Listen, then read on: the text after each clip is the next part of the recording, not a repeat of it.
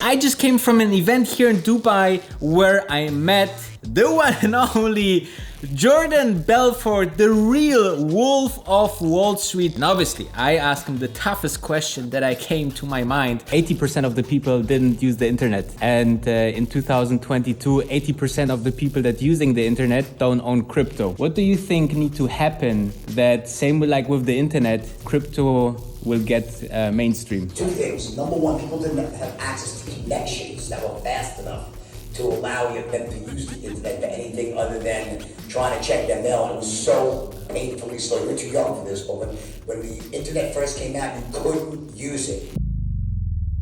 Before we diving into the content, let's talk about the huge vision of GSX. As you know, gold assets are being added to the asset pool every now and then, and currently the price is 0.05 to about 0.1 dollar cents, and actually their big vision is to add assets, so one GSX will equal to $1, so you can be early on GSX. Check out BitSmart or get to the link into the description to get your hands on GSX with your credit card. What are you waiting for? Welcome to another video, and I just came from an event here in Dubai where I met, yes, the one and only Jordan Belfort, the real Wolf of Wall Street, played by Leonardo DiCaprio in the movie that everyone loves, okay? Everyone loves the Wolf of Wall Street. And as you can guess, there was maybe a little bit of inspiration from the name of the movie to my YouTube channel name. However, I was very glad that there was an opportunity to ask him some questions. Obviously, I asked him the toughest question that I came to my mind about the current financial market situation and as well about crypto. So if you're interested into that, stay tuned. Shout out to DIG. This is not sponsored, guys. You know, I was completely invited there, you know, so check them out. They're doing great things in NFT, DeFi and Metaverse. So DIG on Instagram, check them out, follow them. I came there and, you know, my first impression about, you know, Jordan Belfort there, he actually is very charismatic, okay? He is like a guy that, you know these people, they can tell you the most amazing story, but it's super boring and you fall asleep. And then there's people that, you know, just tell you a story how they eat an apple, and it's one of the most fascinating stories that you ever hear. And this is the guy, the latter guy is Jordan Belfort. When he speaks, and, you know, his charisma, his humor is everything on point, and that's why he was so successful in pursuing so many thousands of people into what he was doing in the 80s and 90s. So I really appreciate that you tuned in, and let's dive into the first question. I asked him about what he thinks, are we in a bull or bear market? One of the things that somewhat upsets me about crypto right now, it seems to be very closely correlated to the stock market. And that's not what you want it to be, right? You know, it's right now it's like this risk on, risk off thing, right? It's like, you know, if it's risk on, crypto goes up. If it's risk off, mentality goes down. And it's really this 0.85 correlation to the stock, very close, right? Which is not what you want it to be if it was a store of value. But that's an important question because it is so closely correlated. I don't fucking know if it's where I got it, but it's fucking done. Here's what I think. I'll tell you what I think, right?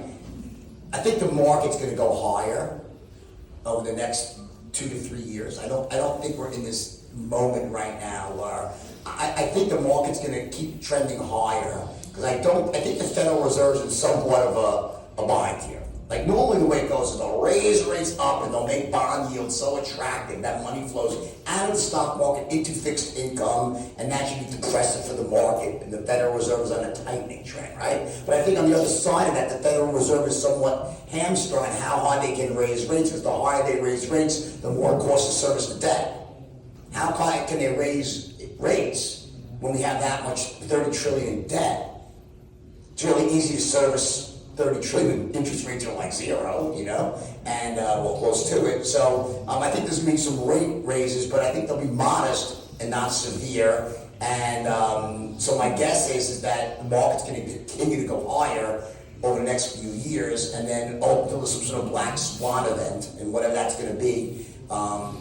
Listen, I see a lot of behaviors I don't know if you have it here in Dubai, but in the U.S., I mean, like, it's back to the same shit again. You can borrow and buy anything with no money down, with ultra low interest rates, and you can be pretty much a credit criminal and still do it. And they're lending money to everybody, getting to no one learned any lessons from 2007 or 2008. I don't know if it's similar, but like, I had friends that, hey, let's go buy a boat. You actually, with the tax write-up, we'll put down 20%, we'll get back $2 million in taxes. It costs us nothing.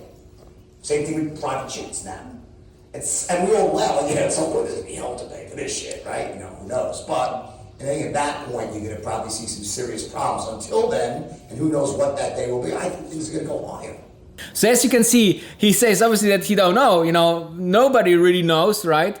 But he says that he believes that it goes a little bit higher. But he said like it's a very, very good question because, he lived through the 87 crash, dot-com bubble, financial crisis. He went through a couple of bear markets, a couple of bull runs. So he knew the whole innovation and evolution of the financial markets.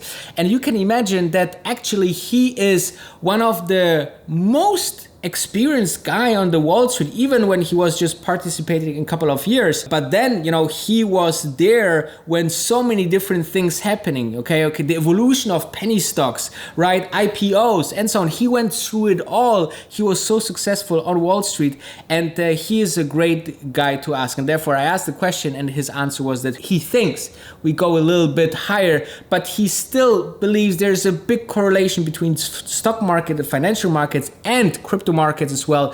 So this is also great to know that he thinks the same, as you can read a lot about in the news that the correlation is quite strong, right? But then I came and asked another question, obviously, and I asked what is the time when crypto finally goes mainstream? 80% of the people didn't use the internet. And in 2022, 80% of the people that using the internet don't own crypto. What do you think need to happen that same like with the internet, Sure. Crypto will get mainstream? Two things. Number one, people didn't have access to connections that were fast enough to allow them to use the internet for anything other than trying to check their mail. And it was so painfully slow. You're too young for this, but when the internet first came out, you couldn't use it. It'd be like, you go, you remember that thing, the sound it made when you tried to connect with a telephone? Right? And then if you clicked on it, we go boom, boom, boom, and you watch the site load, boom, boom, boom, boom. Take like 30 seconds, and the page would hopefully freeze, reboot, again, finally you look, you get the whole thing. Then you want to click on one thing, two. Someone will call the house. Right? So there was no ability, and it was expensive, and also complicated.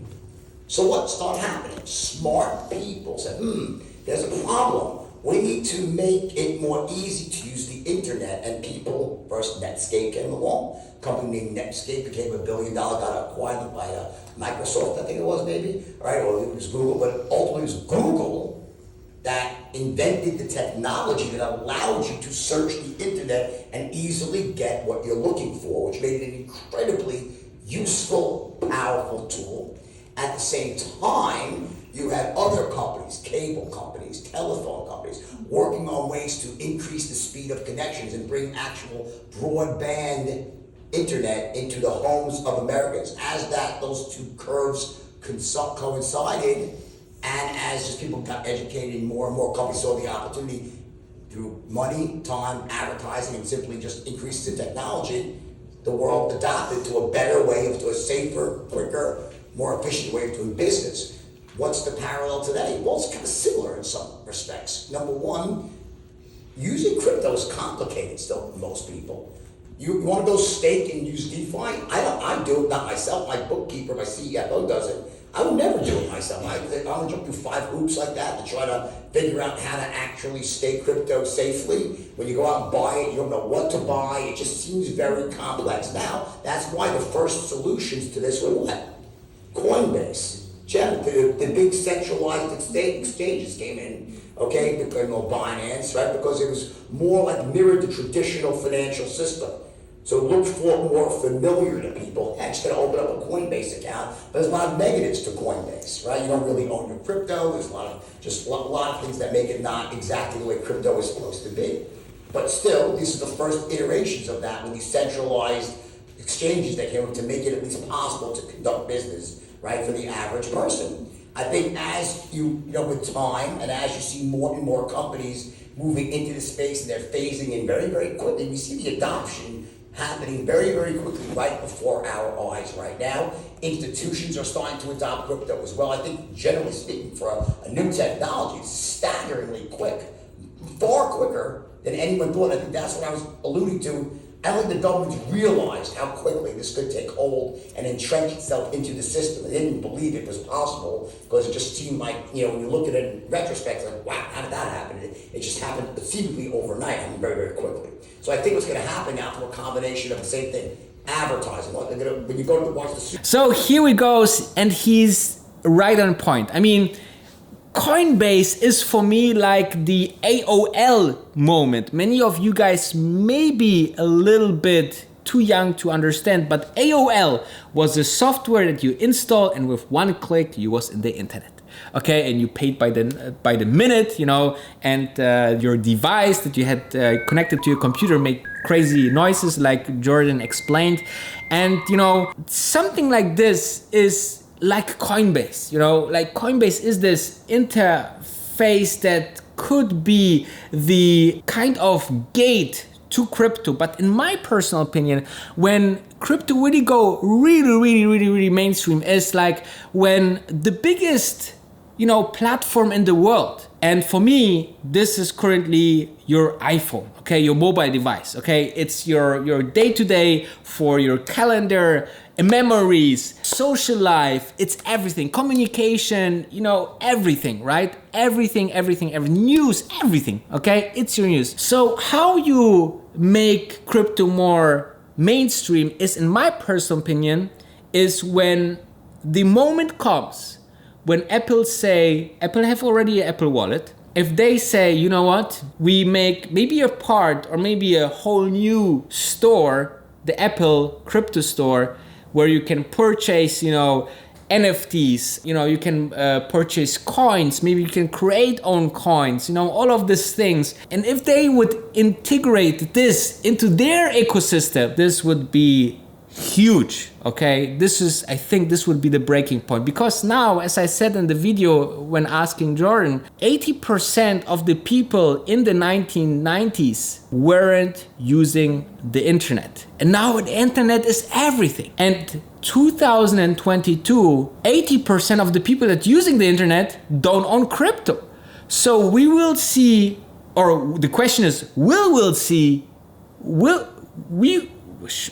shall we see a huge wave of adoption for crypto in the same manner like we saw in the internet, but much faster, because technology going super fast these days. So it stays super interesting. I thought I will share this experience with you. He is super cool guy. I could make and manage a photo with him as well. It was a super morning, and it was a fantastic day to spend there, to listen to him, to see his, kind of, let's say, wisdom that he's spelling with all of his experience. And guys, if you don't do it already, follow him on YouTube. He has a podcast.